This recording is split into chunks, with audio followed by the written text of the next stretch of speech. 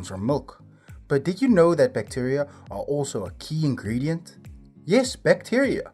But don't worry, these are good bacteria and are often called probiotics. Your gut has thousands of types of bacteria happily living inside, whose job it is to aid digestion. Yogurt is thought to be a good vehicle to bring more of these good bacteria in. So in this video, we're going to learn a bit more about how yogurt is made.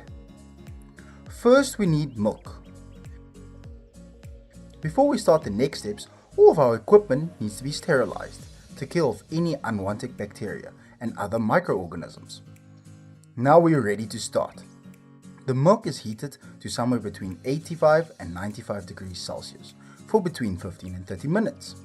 This is a process called pasteurization and is also done to kill off any bacteria and other microorganisms that are naturally found in the milk.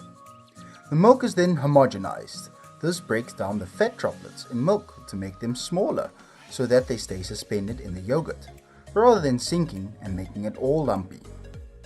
So we've sterilized our equipment, then pasteurized and homogenized the milk. Now the mixture is cooled to 40 to 45 degrees Celsius and we add our special yogurt making bacteria. The mixture needs to be cooled first so that the bacteria aren't killed by the high temperature. You might be wondering why on earth are we adding bacteria when we've gone to all the effort so far of killing all the bacteria. We're adding lactic acid bacteria, which are also used in cheese manufacturing.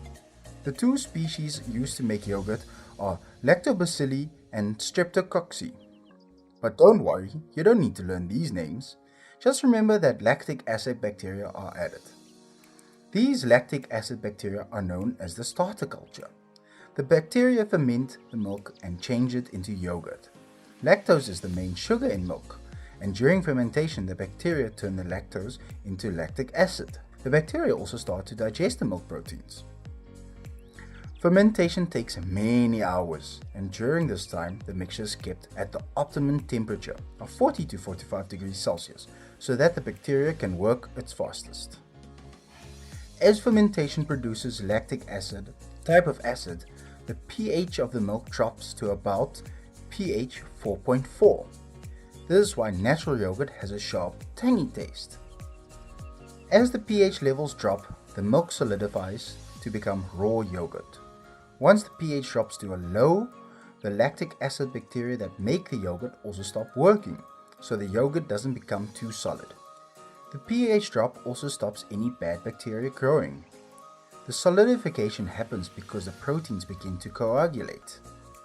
Coagulation is when something which is liquid turns into a more solid state. So we've sterilized our equipment, then pasteurized and homogenized the milk. Add lactic acid bacteria so fermentation happens and then coagulation. The mixture is now stirred and cooled to 5 degrees Celsius and we've made natural unflavored yogurt.